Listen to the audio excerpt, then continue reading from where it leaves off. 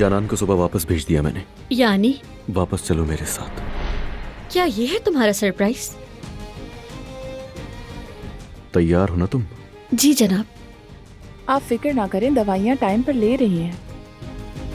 अब मेरी बात कान खोलकर गौर से सुनो। वो यकीनन फुरकान से राब्ता करेगा।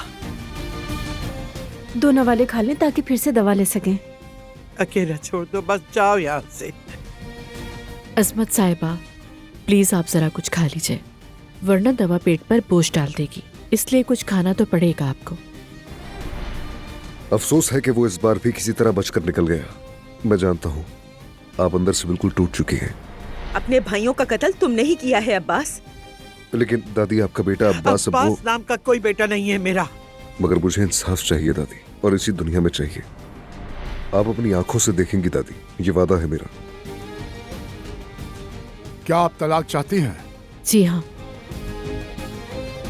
अब वो वक्त आ गया है ज़बरुत, ये जुदाई जल्द खत्म हो जाएगी। सुहा, मेरा मकसद तुम्हें दुख पहुंचाना नहीं था। मैं तुम्हारे साथ बच्चा चाहता हूँ सुहा। जाने वाली है यहाँ से, अब इसका सामान पैक कर दो। तुम यहीं इस घर में रहोगी, और वो भी अपनी बच्ची के साथ।